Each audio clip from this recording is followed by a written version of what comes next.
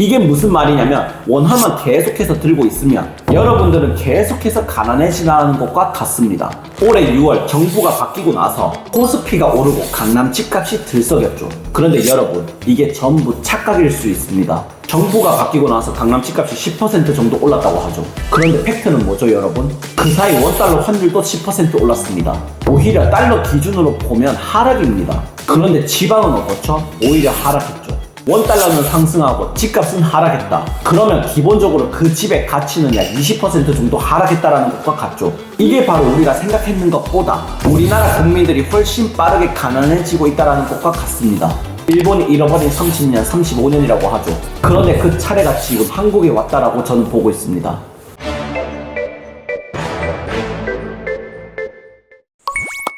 네, 헌터 가족분들 반갑습니다. 지금 우리가 살고 있는 시대는 가만히만 있으면 계속해서 가난해지는 시대입니다. 저의 부모님 세대 또는 현재 50대에서 60대이신 시청자분들, 여러분들 어릴 때 1960년대에서 1970년대 은행 금리가 얼마였죠? 평균적으로 27%였습니다. 그런데 최대 정점의 금리는 1980년대에 나왔던 대형 저축 금리가 무려 40%였습니다. 그때 당시에 은행에 그냥 100만원만 넣어두더라도 1년 이자가 무려 40만원이 생겼던 때였죠. 어느 정도냐면 현재 암호화폐와 주식에 투자하지 않으신 분들도 부동산에는 투자를 하고 있죠. 1980년대 우리나라 부동산 상승률은 무려 10%에 가까웠습니다. 10% 적은 거 아니죠. 그런데 은행 이자는 무려 40%였다는 겁니다. 그냥 은행에 저축만 하더라도 집값보다 돈이 더 빨리 불어났던 시대였던 거죠.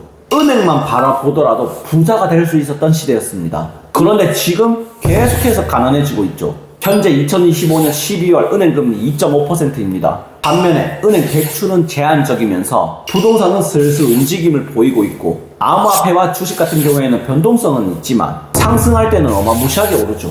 현재 금리 2%대를 들고 이 자산시장을 따라잡는 건 불가능합니다. 그런데 여기에 더해 원화 가치 자체가 무너지고 있죠. 코로나 팬데믹이 있었던 5년 전만 하더라도 원달러 환율은 1,100원대였습니다. 그런데 현재 1,470원을 넘었죠.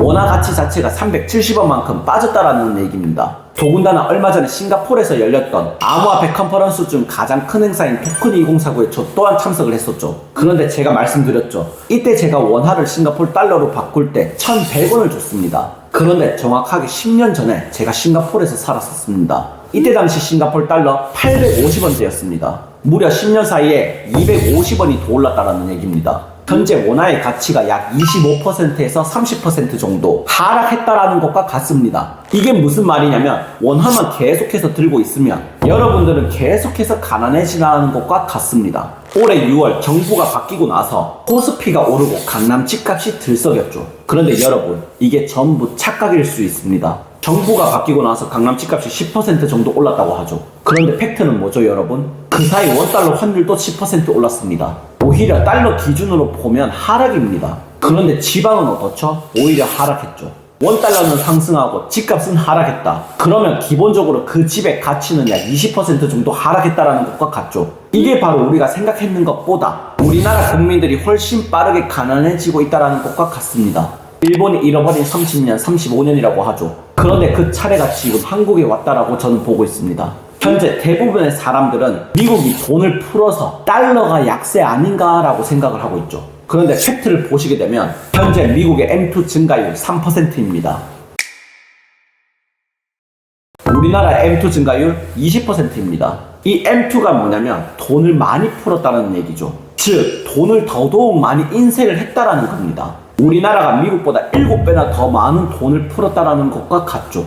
그런데 그나마 미국은 전 세계에서 가장 신뢰받는 통화이기도 하고 기축 통화이죠. 그런데 우리나라가 미국보다 7배나 더 빠르게 돈을 인쇄를 했다? 여러분, 공급이 많으면 뭐죠? 하락합니다. 우리나라 원화가 지금 전 세계에서 가장 빠르게 가치가 하락하고 있는 이유가 당연한 결과입니다, 여러분. 미국이 3%라는 돈을 풀고 우리나라는 20%의 돈을 풀었다. 앞으로 원화는 계속해서 떨어지고 환율은 계속해서 올라갈 겁니다.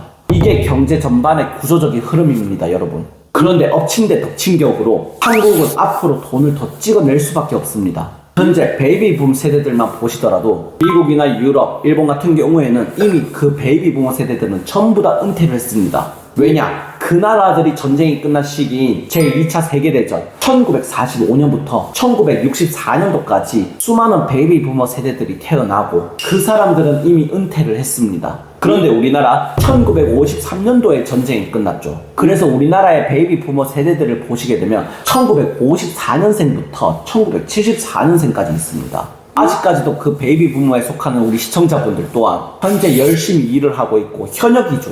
여러분들이 바로 대한민국의 허리이고 은행에 돈을 공급하는 세대입니다. 세금도 많이 내고 있죠. 그런데 앞으로 3년에서 5년 여러분들이 은퇴를 하면 어떻게 될까요?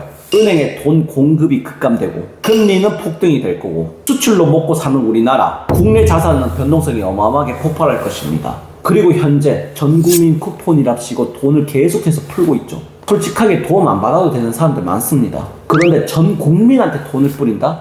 이건 굉장히 잘못됐죠. 부자만 더 부자가 되고 가난한 사람은 더더욱 가난해지는 구조가 되는 겁니다.